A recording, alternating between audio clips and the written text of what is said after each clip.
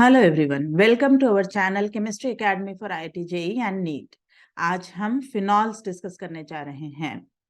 Phenols में recent 21 and 22 में काफी क्वेश्चंस आए हैं, सो it is an important topic, particularly its practical organic chemistry and Riemann-Tiemann reaction.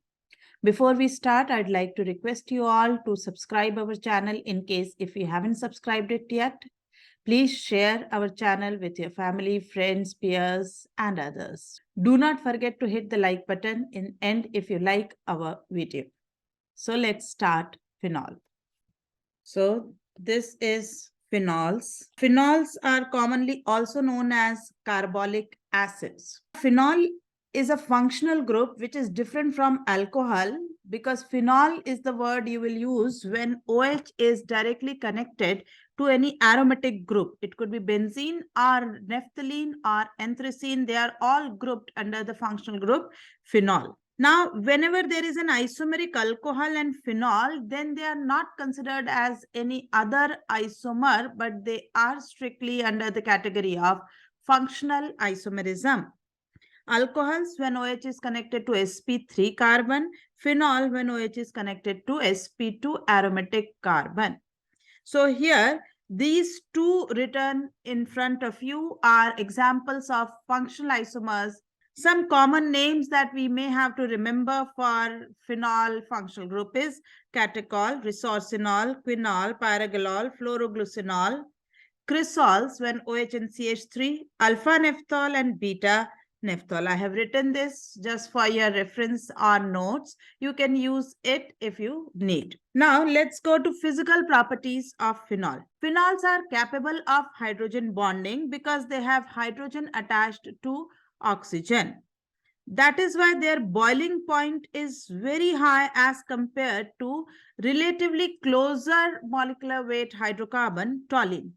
Toluene has a boiling point of 110.6 degrees, whereas boiling point of phenol is 182 degrees. Its melting point is 43, and that is why at room temperature, phenol is found to be in solid state. It has a very specific order that you all must be aware of as it is used for toilet cleaning in day-to-day life. It is not very soluble in water.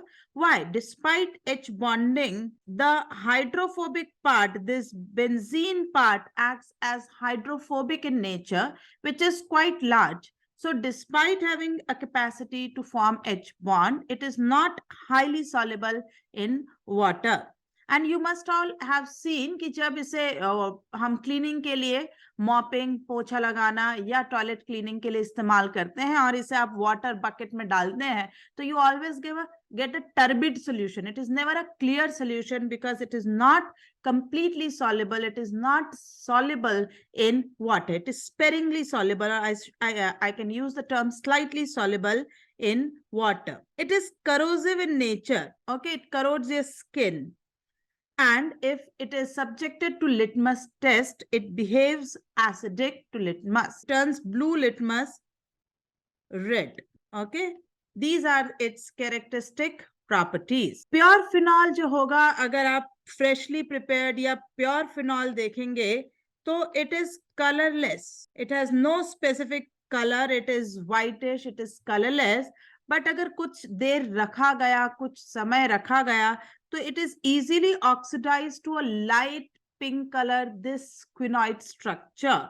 और ये oxidation air से भी हो जाएगा. Air oxygen in presence of light can oxidize phenol to this quinoid structure. This product is besides phenol also obtained from aniline, paraquinol, aminophenol or diamine. All these five will oxidize to the same dark pink or brownish solid. This one important point, which is of course not, we are not going in detail, but the dipole moment of para-dihydroxybenzene is not equivalent to 0 because of its arrangement of OH groups. It is not that these lone pairs will be exactly cancelling out each other's dipole. Let's move to preparation of phenol. Now in SNAR, alkyl halide chapter, we have already discussed from haloarenes how we can prepare phenol.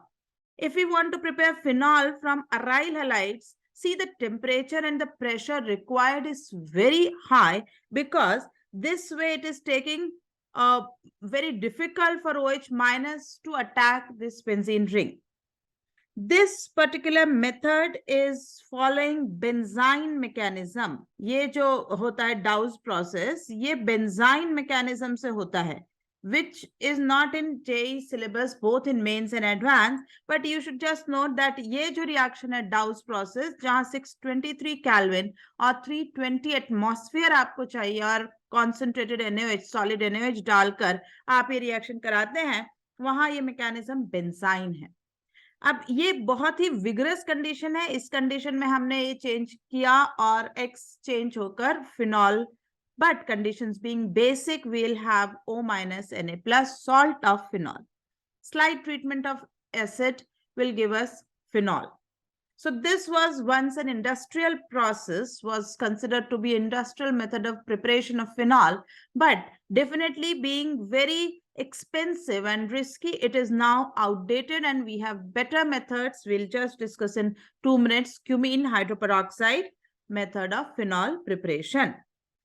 Yes, but अगर इस halogen के ortho या para पर nitro लगाकर और NaOH से तब treatment किया जाए तो the mechanism shifts from benzyne to SNAR, and then the conditions become more I would say less vigorous or easier to handle. आपको इतना हाई टेम्परेचर, इतना हाई प्रेशर जरूरत नहीं रहेगी अगर आपने electron withdrawing nitro groups ortho और para two halogens introduce करें.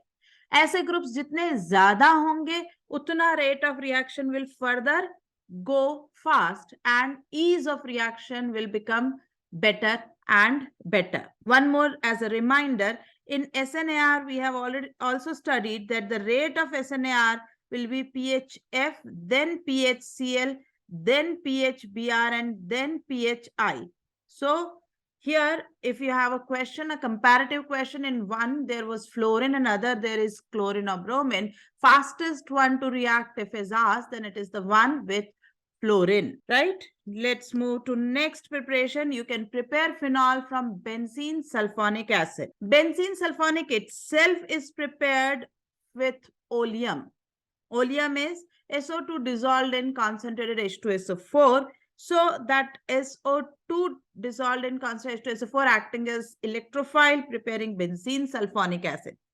This SO3H is removed by treatment with NaOH followed by H plus, you can get phenol. Third method is from diazonium salts we can get phenol, which is a very common method. You can convert aniline to diazonium chloride by the use of NaNO2 plus HCl.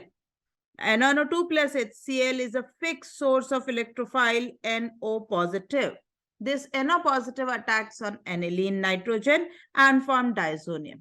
If this diazonium chloride is heated with water, then we'll get phenol. Direct production of phenol can be achieved by this method in a very good yield. Now, today's most important reaction is, I would say, cumene hydroperoxide method for preparation of phenol.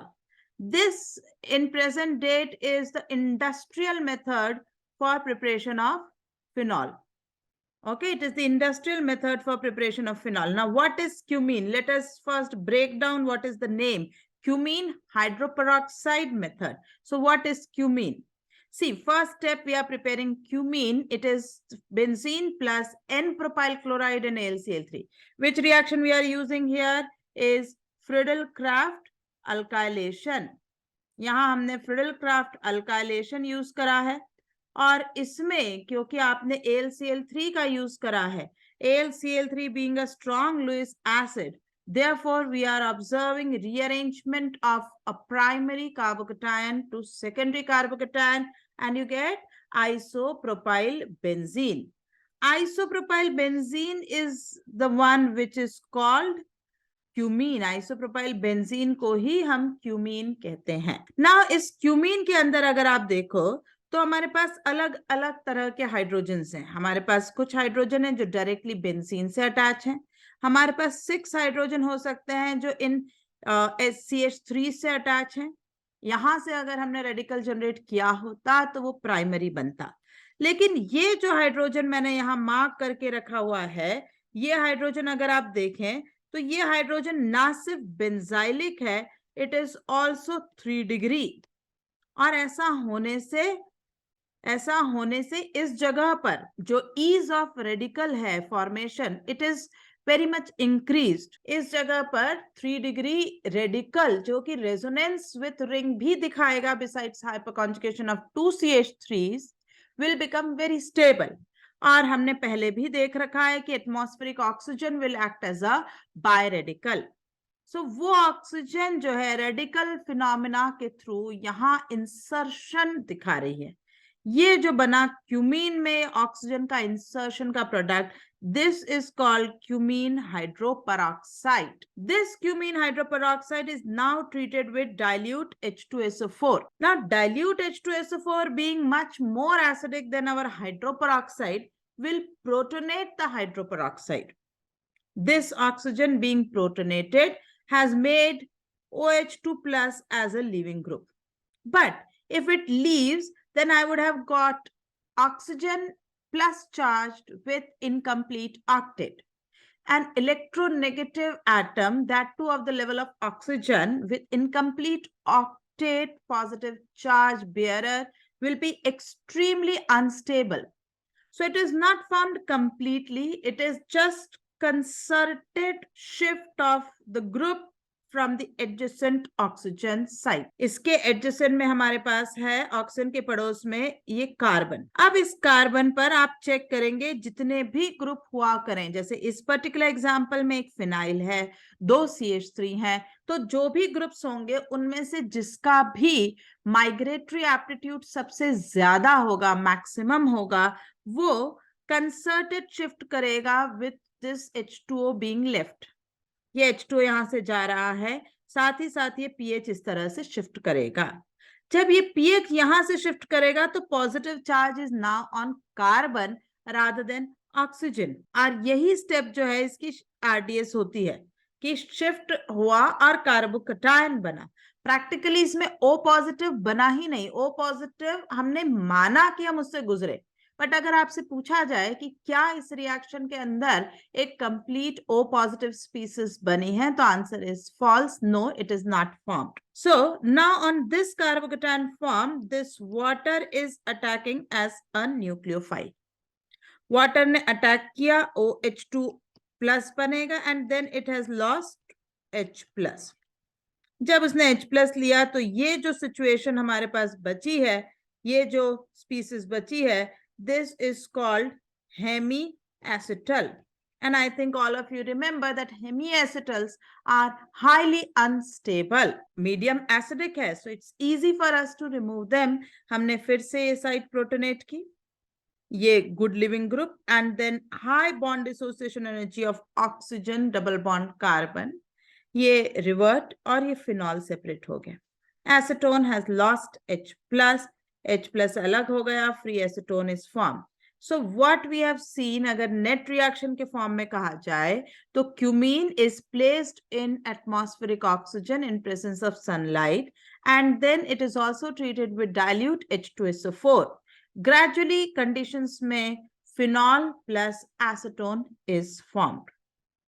Okay, now इसका short hand हमें जानना चाहिए कि कैसे आप इसे deal करेंगे। हमेशा जो क्यूमीन या जो 3 डिग्री साइट हुआ करेगी उस पर जितने भी ग्रुप्स होंगे, आप ये आइडेंटिफाई करें कि उन 3 ग्रुप्स में से, क्योंकि one has to be compulsorily hydrogen to form the cumene hydroperoxide type synonymous structure, 3 में से जो भी सबसे ज्यादा माइग्रेटरी एप्टीट्यूड वाला ग्रुप होगा वो बनाएगा हमेशा फिनोलिक सब्स्टिट्यूएंट, और बचा हुआ ग्रुप जो होगा वो double bond O carbonyl functional group में जाएगा। राइट, तो डायरेक्ट जो शॉर्ट हैंड है इसको हमें यूज कैसे करना है, जरा यहां देखें। यहां हमारे इस 3 डिग्री वाला कार्बन के पास 3 ग्रुप्स हैं, one is ethyl, one is simple benzene, one is ortho substituted benzene। Now in case of ortho substituted benzenes, irrespective of the electronic nature of the group present, कि वो group चाहे electron releasing हो या electron withdrawing, but अगर वो ortho पर है तो due to steric factors it will always as a rule decrease the migratory aptitude of that group. इसलिए इन तीनों में जो हाईएस्ट माइग्रेटरी एप्टीट्यूड है वो बेंजीन का है। हाईएस्ट माइग्रेटरी एप्टीट्यूड अगर इसका है तो प्रोडक्ट जो बनेगा उसमें बेंजीन से अटैच आने वाला है OH, और बेंजीन से अटैच OH मतलब क्या बनने वाला है, फिनॉल। और बाकी जो दो ग्रुप्स बचे, इथाइल और ऑर्थोमिथॉक्सीबेंजीन, इनका साथ जो कार्बन है ये कार्बोनिल बनाएगा। That is the short hand you will use. Moving to similar next question. अब जब OMe पैरा पर है तो हाईएस्ट माइग्रेटरी एप्टीट्यूड इस बार इसका हो, बिकॉज अब कोई स्टेरिक नहीं है और this OMe is highly plus R group, तो ये इलेक्ट्रॉन रिलीजर का फंक्शन करेगा।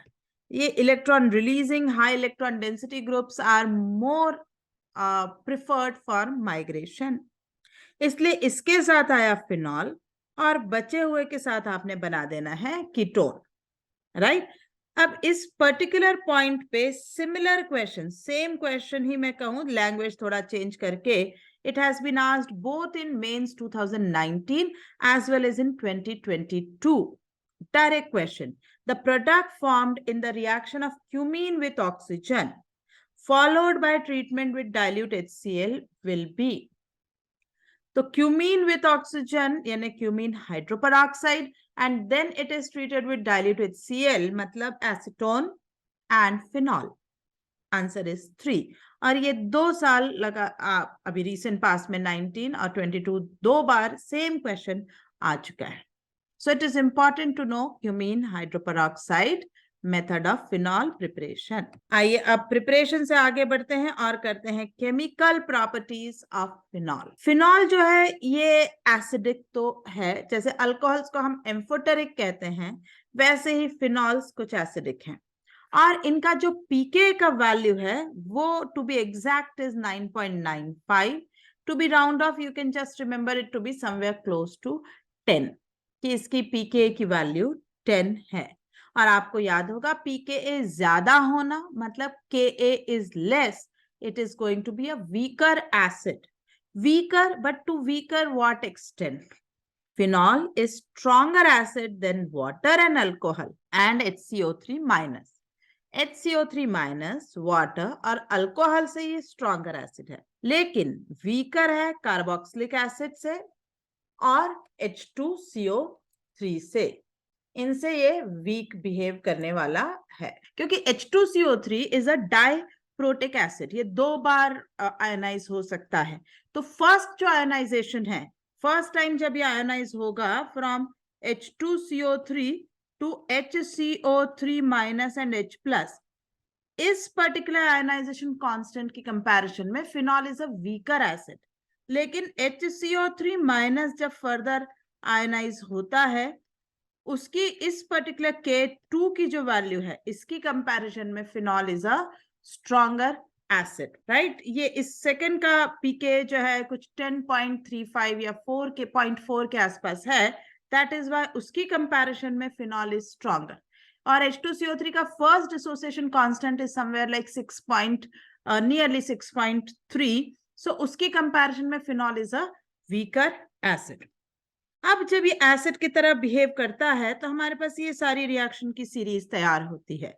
सोडियम के साथ it will liberate hydrogen NaH, it will liberate hydrogen, and NH2 it will liberate ammonia. Important is again when it reacts with NaOH, it can form PHONA because it is stronger acid. It can react with NaOH. Whereas with NaCO3 there is no reaction, आपको कुछ भी देखने को नहीं मिलेगा।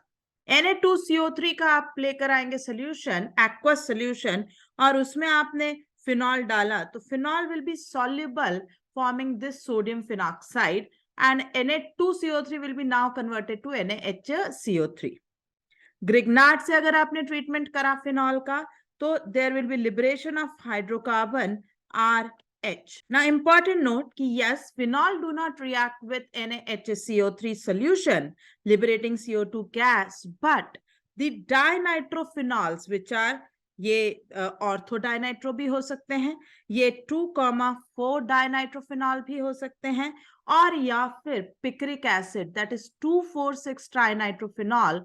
2,4,6 trinitrophenol, this one, picric acid has pKa value less than 1, so it is highly acidic.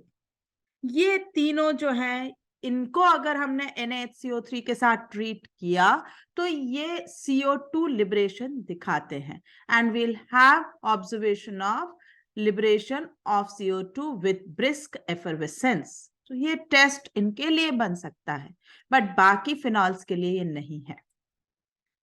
Next हम आते हैं रिडक्शन ऑफ फिनॉल. देखिए, अगर आपने फिनॉल को जिंक डस्ट से ट्रीट करा, of course heating and conditions are to be there, zinc dust के साथ आपने ट्रीट करा, you will have reduction to benzene. OH चला गया. It is very important, it is single step conversion of phenol to benzene. और अगर आपने इसे मेटल हाइड्रोजन, निकल हाइड्रोजन के साथ ट्रीट करा तो ऑक्सीजन नहीं जाएगा, तब आपकी बेंजीन रिंग का part, benzene will lose its aromaticity and you will have cyclohexanol. Okay. Oxidation which is quite important, काफी क्वेश्चंस में नजर आ रहा है. फिनॉल को अगर आपने KMnO4 के साथ डाल दिया तब तो पूरी की पूरी रिंग ही टूट जाती है, we lose complete ring. But अगर आपने इसे Na2COR2O7 या क्रोमिक एसिड के साथ ट्रीट करा या एयर ऑक्सीडेशन करा तो you will have this quinonoid structure. Okay, ये स्ट्रक्चर हमें मिलेगा. नेक्स्ट हम आते हैं बहुत ही इंपॉर्टेंट रिएक्शन, रीमर-टीमन रिएक्शन.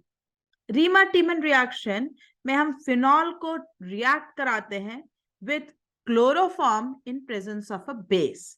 ये बेस NaOH भी हो सकता है, ये बेस KOH भी हो सकता है. दोनों में से कोई सा भी बेस यहां लिया जा सकता है. क्वेश्चन में आप देखें, उससे कोई फर्क नहीं पड़ेगा. कैसे और क्या, वो मैकेनिज्म हम देख रहे हैं. अभी पहले इस रिएक्शन को कंप्लीट करें. प्रोडक्ट जो बनेगा वो बना है ortho hydroxy benzaldehyde and para hydroxy benzaldehyde. इन दोनों का मिक्सचर आपको मिलेगा. Major is of course ortho hydroxy benzaldehyde which is also known as salicylaldehyde. It is also called salicylaldehyde. ये मेजर बनता है. अब ये क्वेश्चन बहुत कॉमन है कि आप इसे सेपरेट कैसे करेंगे, क्योंकि मिक्सचर बना, दोनों एक साथ बने हैं. अब हम इन्हें सेपरेट कैसे करेंगे, तो इन दोनों को सेपरेट करने के लिए हम स्टीम डिस्टिलेशन का यूज करेंगे. क्यों? क्योंकि ये ortho hydroxy will be having intramolecular H bonding and दस लोअर बॉइलिंग पॉइंट. इसका बॉइलिंग पॉइंट कम होगा, और बॉइलिंग पॉइंट कम होगा मतलब ये स्टीम के साथ ये रिलीज होगा, ये स्टीम के साथ बाहर पहले निकलने वाला है. Okay. Mechanism of this Reimer Tiemann. देखिए, क्लोरोफॉर्म का ये जो एक H बचा है, ये H एसिडिक बर्ताव कर रहा है. क्यों? क्योंकि जो अनायन हमें मिलने वाला है, ट्राइक्लोरोकार्बनायन, ये d orbital resonance of 3 chlorine के कारण स्टेबल है. तो ये स्टेबल अनायन हमें मिला. अब ये stable anion further chlorine lose करे तो इट फॉर्म्स डाइक्लोरोकार्बीन. अब ये जो डाइक्लोरोकार्बीन है, ये इलेक्ट्रोफाइल के जैसा बर्ताव कर रही है. हाँ, ये वीक इलेक्ट्रोफाइल जरूर है, क्योंकि ये जो एम्प्टी ऑर्बिटल इस कार्बन पर है वो इन क्लोरीन के रेजोनेंस के कारण फिल्ड हो जाती है, और क्लोरीन पे प्लस और कार्बन पर नेगेटिव चार्ज इस तरीके से आता है. और इसकी वजह से, इस पर्टिकुलर रेजोनेंस की वजह से, this dichlorocarbene acts as a relatively weaker electrophile. और अगर कोई वीक इलेक्ट्रोफाइल होता है तो it attacks only on highly activated benzene rings, जैसे डाइक्लोरोकार्बीन भी हो सकता है या आपके डाइजोनियम आयंस भी हो सकते हैं, वो भी वीक इलेक्ट्रोफाइल का फंक्शन करेंगे. अब हमें चाहिए एक्टिवेटेड रिंग. तो phenol is not sufficiently activated. Phenol उतना एक्टिवेटेड नहीं, लेकिन फिनॉक्साइड जो है वो बहुत एक्टिवेटेड है. तो कंडीशंस क्योंकि बेसिक है, बेसिक कंडीशन में ये जो फिनॉल है ये H+ plus acid base reaction करके फिनॉक्साइड बना लेगा। फिनॉक्साइड इज एक्सट्रीमली एक्टिवेटेड क्योंकि O minus is both plus I and plus R। तो एक्चुअल में attack is not on phenol, actual attack या actual participating species is phenoxide. Phenoxide पे इस तरीके से डाइक्लोरोकार्बन ने अटैक किया।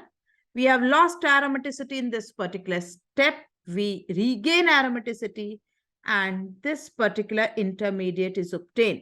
Now this intermediate has been asked in exam that out of the following which is the correct representation of Riemann-Tiemann intermediate. तो यहाँ पर ONA और यहाँ CHCl2 है, ये ऑर्थो पोजिशन पे है। हाँ, ऐसा का ऐसा पैरा अटैक भी होगा, दोनों ही पॉसिबल रास्ते चलेंगे। Major is ortho. अब इस पर 2 moles ऑफ NaOH और SN2 अटैक Cl गया, अटैक Cl अल्डिहाइड आ जाएगा। इसको हमने माइल्ड H प्लस ट्रीटमेंट दिया तो फिनॉक्साइड क्या बन गया? Phenol. Similarly para is also possible. दोनों ही तरीके से सिमिलर मैकेनिज्म से हमें ऑर्थो हाइड्रोक्सीबेंजल्डिहाइड एंड पैरा हाइड्रोक्सीबेंजल्डिहाइड बनने वाला है। क्लियर? इसी से मिलती जुलती रिएक्शन जो होती हैं वो हो सकती हैं, फर्स्ट क्लोरोफॉर्म की जगह आप CCl4 का रिएक्शन ले लीजिए। हाँ, खास चीज ये है कि CCl4 में कार्बिन नहीं बनेगा, इट इज डायरेक्टली फिनॉक्साइड से सीधा अटैक ऑन कार्बन SN2 और फिर वही hydrolysis and you will get salicylic acid which is ortho hydroxybenzoic acid and para-hydroxybenzoic acid as a mixture of product. Similar reaction होती है Kolbe-Schmidt reaction। यहां पर भी यही तरह से हम पहले फिनॉक्साइड बनाएंगे और अब वो फिनॉक्साइड इस CO2 के डेल प्लस पर अटैक कर दे इस तरीके से। तो this is what will be the pathway.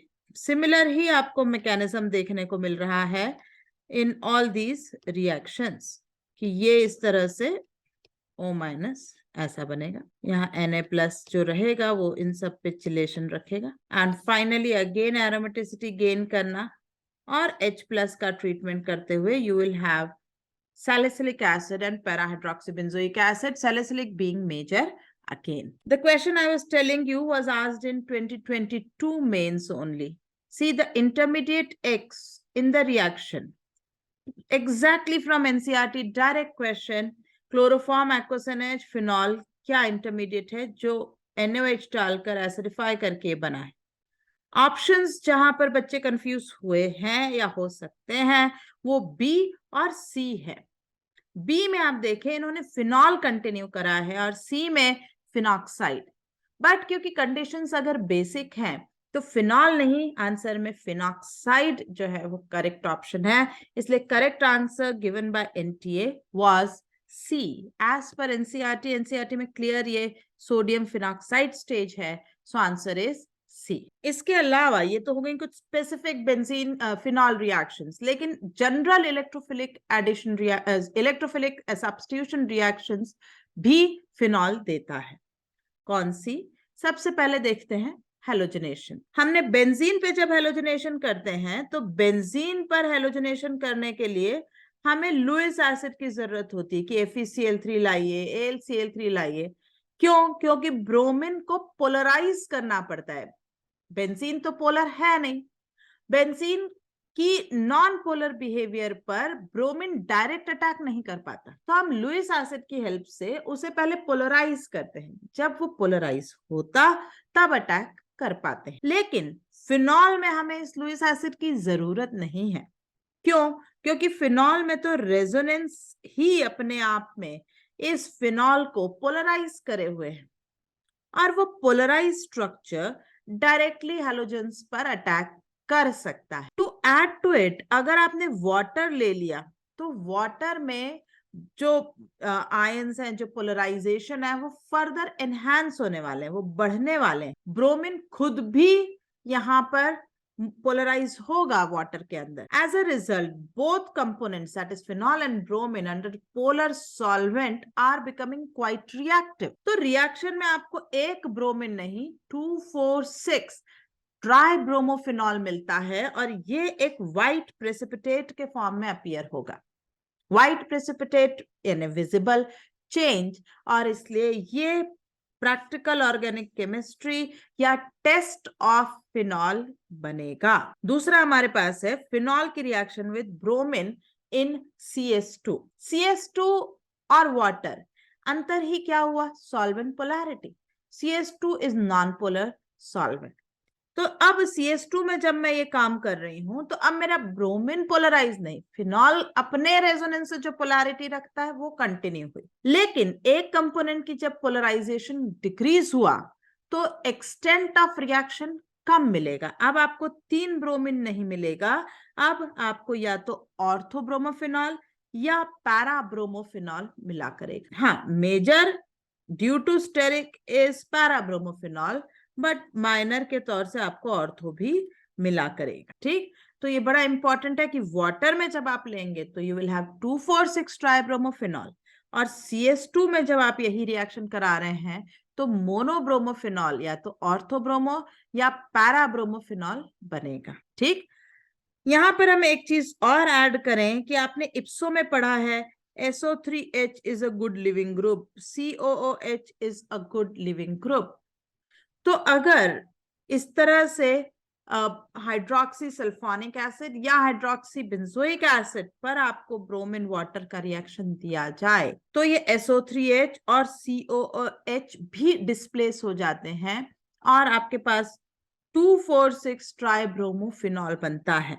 यहां पर ये भी डिस्प्लेस हो गई इप्सो से और Br+ उनकी जगह आया है। सो ट्राइब्रोमोफिनॉल मतलब again you will get a white precipitate, यहां पर भी सेम व्हाइट प्रेसिपिटेट मिलेगा। अब 2022 में इसी पॉइंट पर हेलोजनेशन पे डायरेक्ट क्वेश्चन देखें। The difference in the reaction of phenol with bromine in chloroform and bromine in water medium is due to solvent, right? It is the polarity of solvent. Was it a hyperconjugation in substrate? No, nothing, not at all, क्योंकि कोई hyperconjugation है ही नहीं phenol में। Free radical formation नहीं, it is not a free radical, it is electrophilic aromatic substitution. Electromeric effect of the substrate, तो वो तो same ही रहेगा, आप कोई भी सॉल्वेंट लेकर आइए, उससे क्या यहाँ पर फर्क हो रहा है? तो वो भी नहीं है। यहाँ पर क्या चीज का अंतर आ रहा है? Solvent polarity. Answer was B. Next question इसी रिएक्शन के कॉम्बिनेशन में 2021 में आया हुआ है। यहाँ पर एक तरफ रीमर टीमन है और एक तरफ हेलोजनेशन इन CS2 है। Identify the major product A and B in the following reaction.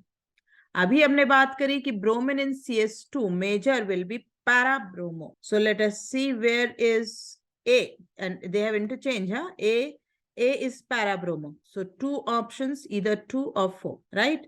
अब उसमें भी यहां पर आते हैं हम, यहाँ क्लोरोफॉर्म, तो अब रीमर टीमन रिएक्शन है। आंसर शुड बी 2, क्योंकि यहां पर ये B जो है ऑर्थो प्रोडक्ट दिया है, फोर्थ में पैरा दिया है, तो मेजर प्रोडक्ट पूछा है तो answer is second option. Okay, next is nitration of phenol. अब देखिए, अगर मैं डायरेक्टली नाइट्रेटिंग मिक्सचर ही डाल दूं फिनॉल पर तो फिनॉल का ऑक्सीडेशन हो जाता है और हम टोटल फिनॉल का लॉस कर देते हैं। We get a black tarry compound, काला काला रेसिड्यू लेफ्ट ओवर होता है, and there is no nitration in that condition, oxidation हुआ है। तो हमें एसिड जो यूज किए हैं उनके ऑक्सीडाइजिंग पावर को हम रिड्यूस करने की कोशिश कर रहे हैं। पहला चॉइस, आप डाइल्यूट HNO3 लीजिए। ठीक है, रिएक्शन स्लो हो सकती है, generation of electrophile could be lesser, but yield will be far better. तो अगर आपने डाइल्यूट HNO3 के साथ रिएक्शन ली तो आपको नॉर्मल नाइट्रेशन देखने को मिला। हाँ, अब यहां पर ऑटो आयोनाइजेशन होगा, एक HNO3 दूसरे HNO3 को प्रोटोनेट कर NO2+ बनाएगा। मेजर इज अगेन ऑर्थोनाइट्रोफिनॉल, और ये फिर से स्टीम वोलेटाइल सेपरेशन के लिए सूटेबल कॉम्बिनेशन है। This will be steam volatile. ये जो ऑर्थोनाइट्रोफिनॉल है ये स्टीम वोलेटाइल होगा और आप स्टीम डिस्टिलेशन से इन दोनों को सेपरेट कर सकते हैं। दूसरा आपके पास चॉइस है कॉन्सेंट्रेटेड HNO3 ले लो। कॉन्सेंट्रेटेड HNO3 लिया तो कंडीशंस में टेम्परेचर शुड बी मेंटेन्ड लो, क्योंकि ऑक्सीडाइजिंग है, इसलिए आपको प्रोडक्ट जो मिलेगा वो इस बार पूरा 2,4,6 ट्राइनाइट्रोफिनॉल पिक्रिक एसिड मिलेगा।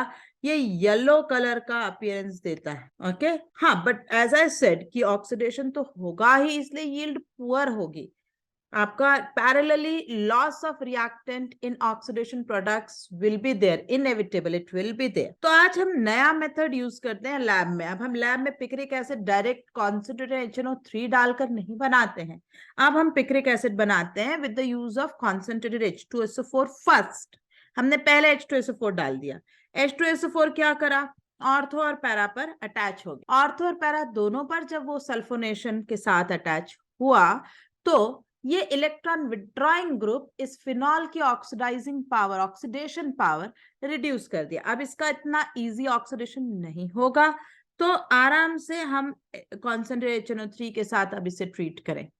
और क्योंकि SO3H रिमूवेबल भी है, इप्सो के द्वारा NO2+ उसको हटा भी देगा, तो हमें धीरे धीरे आराम से ये पिक्रिक एसिड बन जाएगा।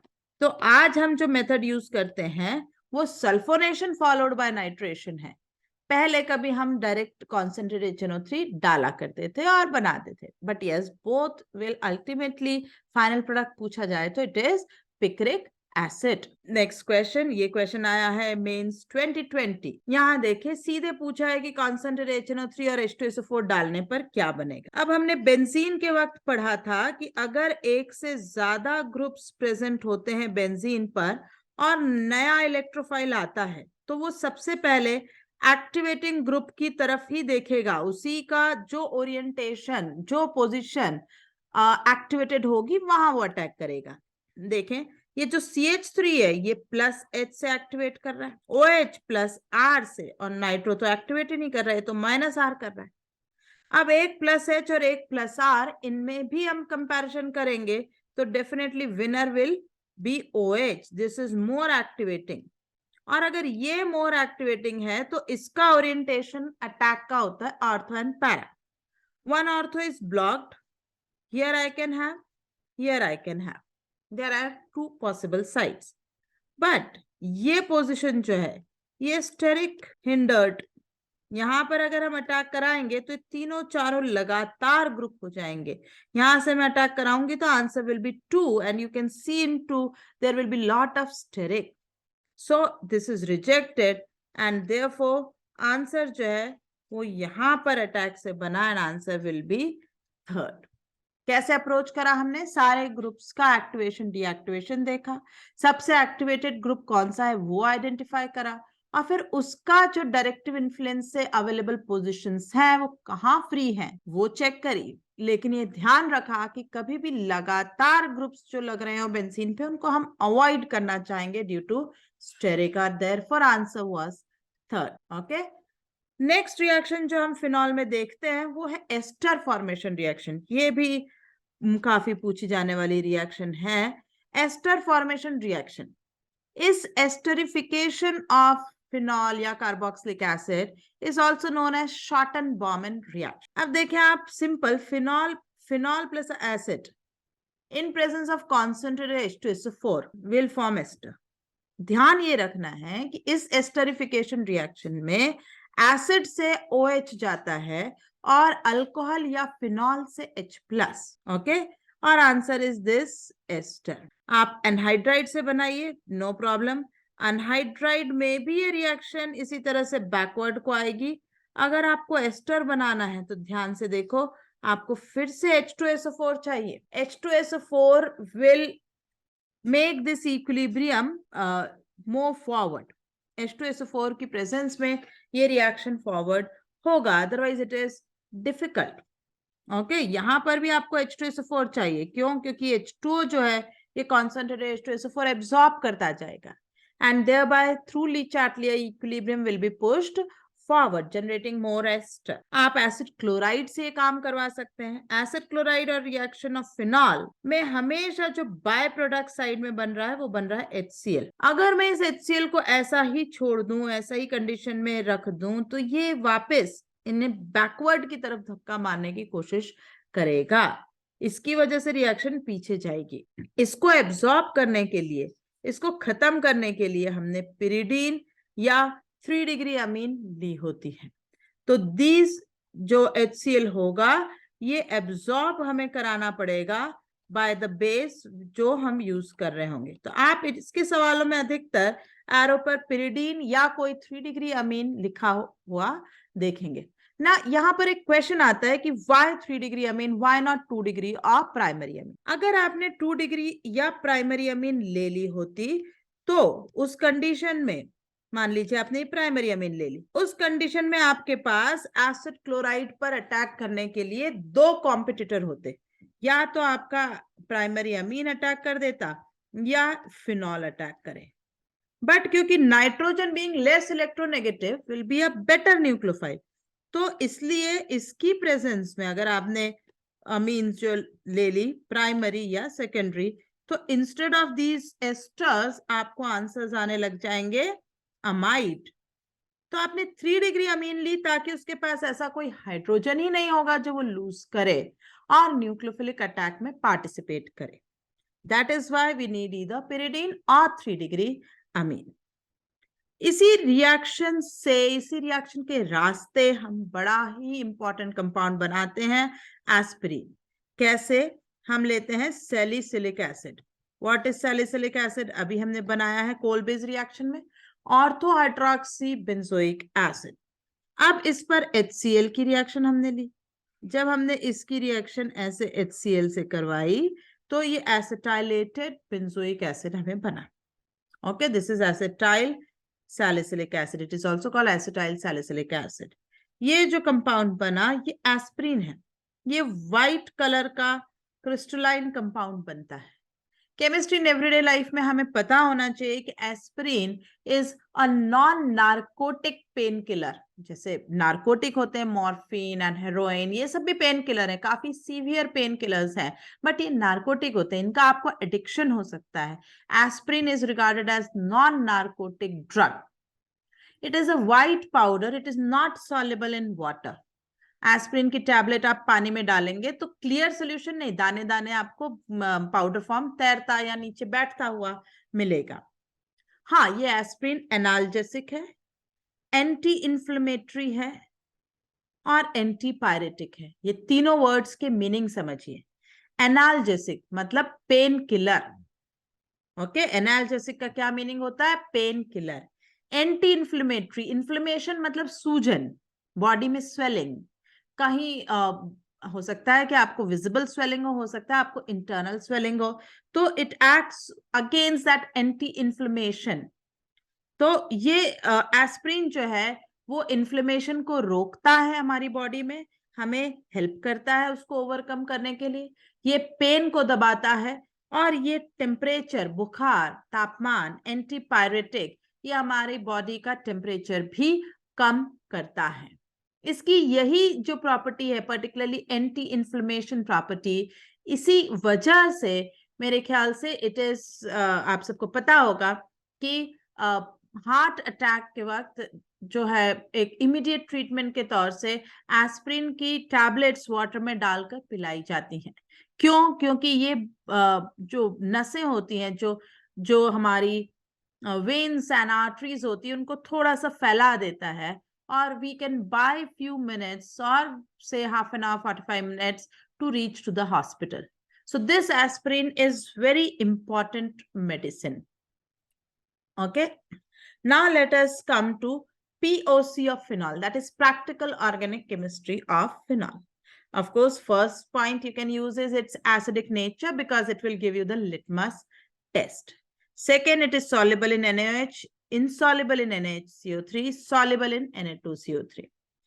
Third, this is new for us, हमने ये अभी तक नहीं पढ़ा है, that with neutral FeCl3 it will give you violet coloration. And what is the complex of this violet coloration?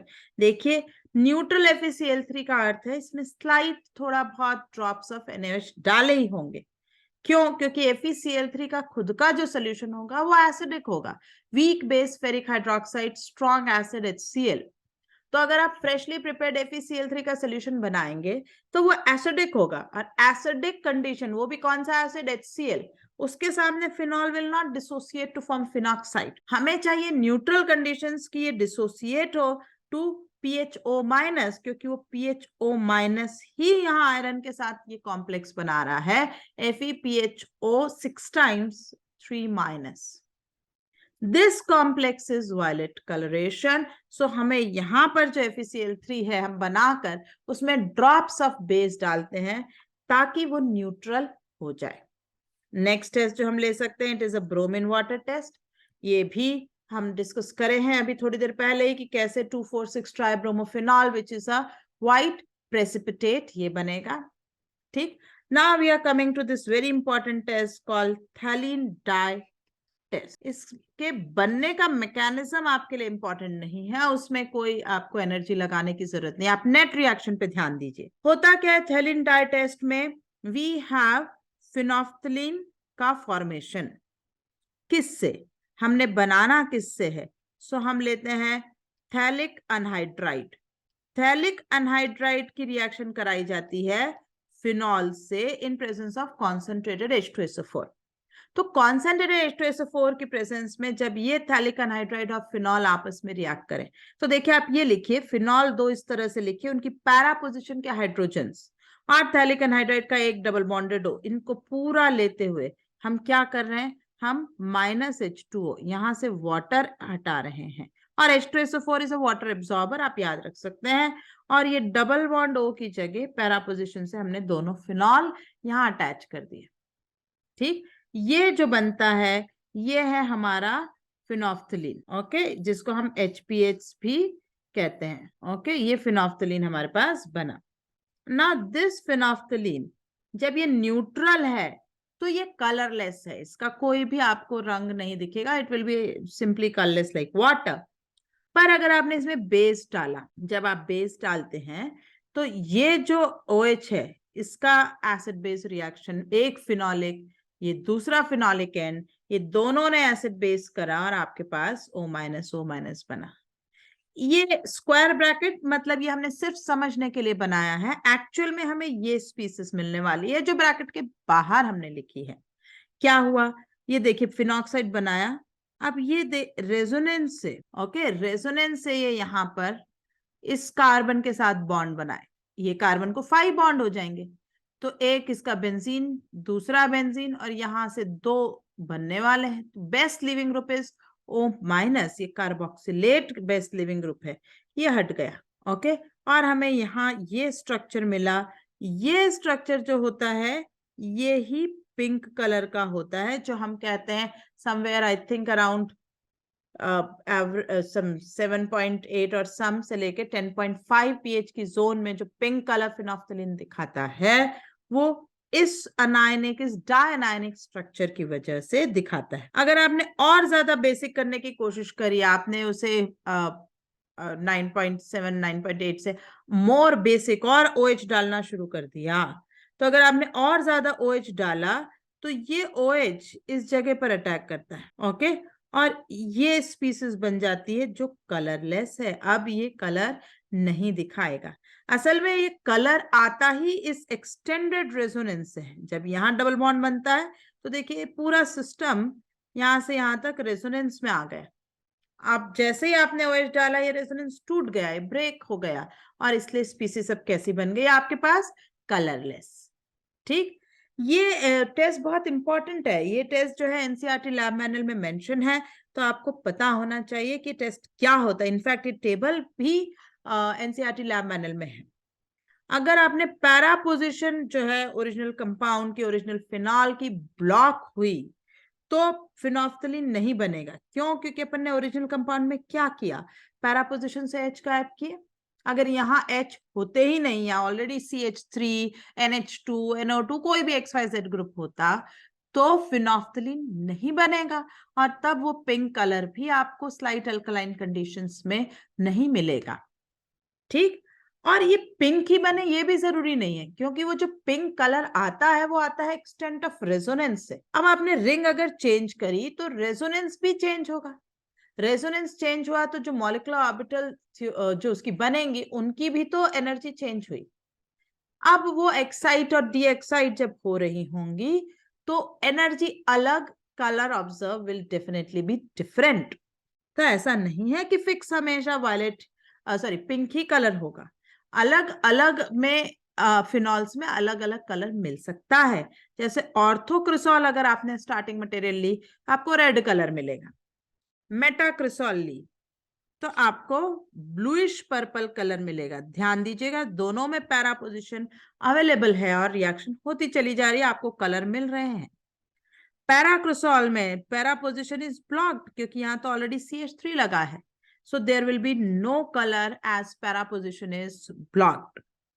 कैटरकॉल में आपको बिल्कुल दो पैरा पोजिशन अच्छे से अवेलेबल है, आप कहीं से भी लीजिए, यूजुअली ब्लू है ना, but takes longer time to appear, धीरे धीरे रिएक्शन हो रही है बट हो जाएगी, नो प्रॉब्लम। रिसोर्सिनॉल में भी आपको अवेलेबल है, ग्रीन फ्लोरेसेंट कलर आपको मिल जाएगा। क्विनॉल में क्योंकि आपकी दोनों ही पैरा ब्लॉक है, दोनों आपस में एक दूसरे की पैरा पर है, इसलिए आपको कोई कलर देखने को नहीं मिल रहा है। ठीक, इस पर्टिकुलर पॉइंट पे भी 2022 में क्वेश्चन था कि फॉलोइंग में से कौन सा फिनोफ्थलीन डाई टेस्ट में कलर नहीं देगा, और उसका एक ही पॉइंट था कि पैरा पोजिशन किसकी ब्लॉक्ड है। बस इतने ही पॉइंट पर पूरा क्वेश्चन बना था और कुछ भी नहीं था उसमें। आते हैं, इसका एक और टेस्ट होता है डाई टेस्ट। डाई में बेसिकली वो डाई टेस्ट होता है एनिलीन्स का, लेकिन फिनॉल उसमें स्पेसिफिक कलर्स बनाते हैं तो हम उसका यूज कर सकते हैं। आपने एनिलीन लिया, एनिलीन पे NNO2 और HCl, तो यू विल गेट diazonium chloride under alkaline condition. क्यों? क्योंकि again diazonium is a weak electrophile और ये एक्टिवेटेड रिंग पर अटैक करेगा, तो जब हम NaOH लिए सोडियम फिनॉक्साइड बना, वो एक्टिवेटेड है, उस पर आपको ये अटैक देखने को मिलेगा and you will get orange colour dye. ठीक, अगर आपने यही डाइजोनियम डाई जो है इसका अटैक कराया हो ऑन बीटा नेफ्थॉल, ये है beta naphthol, okay, same slight alkaline conditions होनी चाहिए। यहां पर अटैक के लिए जो पोजीशन होती है जो अवेलेबल होगी वो ये होगी, this is the position which is alpha for the ring and phenol के लिए भी, OH के लिए भी ऑर्थो पर है। तो यहां इस तरीके से अटैक होके ये जो डाई बनती है बीटा नेफ्थॉल के साथ, ये बनेगी rosy red colour, it is a red colour dye, okay. It is also called dark pink, आप डार्क पिंक वर्ड भी देखेंगे। ये दोनों ही बड़ी इंपॉर्टेंट डाइज हैं, बीटा नेफ्थॉल में आपको डार्क पिंक मिली और फिनॉल में आपको मिल रही है ऑरेंज कलर की डाई, है ना। अब हम इसे याद रखने के लिए इस्तेमाल करते हैं Vipasha Roy, okay, this is beta naphthol, उससे आपको रेड डाई मिलेगी। फिनॉल से आपको ऑरेंज मिल रही है।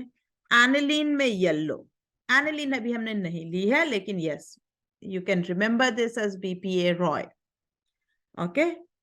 This was the dye test given by phenol. ये देखिए, which of the following compound will give pink color on reaction with phthalic anhydride in concentration H2SO4 followed by treatment with NaOH? Again हमें क्या देखना है, ये OH की para free है, yes available है। इन दोनों OH की para no not available, blocked, इसकी पैरा ब्लॉक्ड, इसकी भी blocked, so only one can form this phthalic acid anhydride के साथ pink color phenolphthalein on addition of NaOH. So answer is 1. So let us see one more question. ये 2021 में एक और question आया है। इस साल काफी क्वेश्चन आए थे, हमने कुछ तो कर लिए। यहाँ +2 लिखने का अर्थ है कि जितने हमने डिस्कस करे उसके अलावा 2-3 और क्वेश्चन है 2021 में ऑन फिनॉल। ये क्वेश्चन देखें, an organic compound A C7H6O, तो टोटल C6H6O, तो टोटल कार्बन कितने हैं उसके पास? 6, gives dark green coloration with FeCl3 ferric chloride on treatment with chloroform and KOH followed by acidification give compound B. Compound B can also be obtained from compound C on reaction with pyridinium chlorochromate, identify ABC. ऐसे questions हमेशा आपको back मतलब कि option से question की तरफ आना चाहिए, क्वेश्चन की जगह हमें एक एक क्वेश्चन ऑप्शन जो है वो वेरीफाई करना चाहिए गिवन इंफॉर्मेशन के हिसाब से। देखिए, ए का फॉर्मूला है C6H6O, और अगर C6H6OA है तो आपका ऑप्शन 3 और ऑप्शन 4 तो वैसे ही हट गया क्योंकि ये C7 है, तो ये सबसे पहले हमने डिलीट कर दिए। अब जो हमारे दो ऑप्शंस बचे हैं उनमें हम बात करें तो इन्होंने कहा है कि C के ऑक्सीडेशन से आपको B बन रहा है, राइट। तो C के ऑक्सीडेशन CH2OH का PCC ऑक्सीडेशन से अल्डिहाइड बना, 1 seems to be correct, but second में CHO के ऑक्सीडेशन से अल्कोहल तो बन नहीं सकता, so that is incorrect and so answer is 1, right. तो ये क्वेश्चंस में आपको पूरा नहीं करना है, आप ध्यान से क्वेश्चन को पढ़ें, ऑप्शंस को रिलेट करते हुए बढ़ें, वैसे ही आंसर आ जाएगा। ठीक, let's move to next question. This is 2022। Identify the major product A B for the below given reaction sequence. Okay, देखें क्या है। फर्स्ट जो है पी बना किससे? बेंजीन से। देखें कैसे बना पी। पी बनाने के लिए सबसे पहले इन्होंने आइसोप्रोपाइल क्लोराइड लिया AlCl3 से, तो क्या बनेगा यहां पर? फिडेलक्राफ्ट से बनने वाला है क्यूमीन। क्यूमीन से ऑक्सीजन, मतलब क्यूमीन हाइड्रोपरऑक्साइड बनाएंगे, और H+ एंड वाटर। तो ये तो पक्का है कि यहाँ P जो बनने वाला है ये बनने वाला है फिनॉल। P क्या बनेगा? फिनॉल। अब इस फिनॉल का Na2Cr2O7 से ऑक्सीडेशन किया तो ऑक्सीडेशन से अभी हमने थोड़ी देर पहले पढ़ा था कि क्विनोइड्स बनते हैं, और ब्रोमीन इन CS2 तो या तो ऑर्थो या पैरा, पर क्योंकि इसने मेजर की बात करी है तो हम पहले ढूंढेंगे कि पैरा प्रोडक्ट अगर हो तो बेटर है, मेजर तो पैरा ही होगा, नहीं होगा तो will see we have to compromise on ortho और नॉट। So let's proceed. हमें पूछा what is A and B in order, तो ए जो है वो क्विनोइड होना चाहिए, तो ऐसा करते ही आपका ए और डी ऑप्शन हट गया because they are not the oxidised product, तो क्विनोइड हमने बनाया। अब बी जो है CS2 के अंदर तो मोनोहैलोजनेशन होगा, सी ऑप्शन में ये कह रहे हैं 2,4,6 ट्राइब्रोमोफिनॉल, ये वाटर के अंदर होता है, तो ये भी गलत हो गया। Answer is this second B answer, क्योंकि ये पैराब्रोमोफिनॉल भी करेक्ट दे रहा है, so answer is B. Next question of 2022 again is list matching question. देखें जरा क्या दिया है इसने। लिस्ट 1 में इन्होंने दिए हैं रिएक्शन और कन्वर्जन्स, और लिस्ट 2 में दिए हैं रिएजेंट्स। ये सारे रिएजेंट अभी अभी हमने पूरे लेक्चर के दौरान पढ़े हैं, तो मेरे ख्याल से आप सबको आना चाहिए। फर्स्ट फिनॉल से ऑर्थो हाइड्रोक्सीबेंजल्डिहाइड मतलब सैलिसल्डिहाइड, ये किसमें बना था? रीमर्टीमन। रीमर्टीमन का रिएजेंट कहाँ दिया हुआ है? ये 4th पे दिया हुआ है, क्लोरोफॉर्म एंड NaOH। तो ए के लिए हम आंसर ढूंढने वाले हैं ऐसा जिसमें 4 लिखा हो। बी फिनॉल से benzene is a single step conversion with the help of zinc dust, option 3 match कर रहा है। सी ऑक्सीडेशन के लिए आपको Na2Cr2O7 एसिडिफाइड कंडीशंस में ये सुटेबल रिएजेंट है, और डी ब्रोमीन इन CS2। तो हमें क्या ढूंढना है? A4B3, A4B3, 1 और 2 दोनों ऑप्शन दौड़ में है। सी का हमें 2 चाहिए और डी का 1, तो I think answer is 1। Okay, and answer was 1, right. तो ये सारे रिएजेंट जो पूछे गए सब वही पूछे जा रहे हैं जो एनसीईआरटी में है। इस फिनॉल चैप्टर में there are so many different things जो और भी हो सकती थी, जो हमने कवर नहीं करी है यहाँ पर, बिकॉज दे आर नीदर आज nor mentioned in NCERT. Okay, so वो हम नहीं करे हैं। इसी के साथ हमारा फिनॉल खत्म होता है। अगर आप ये वीडियो देखें और आपको ये पसंद आए तो do not forget to hit our like button. Do share and subscribe our channel. Thank you.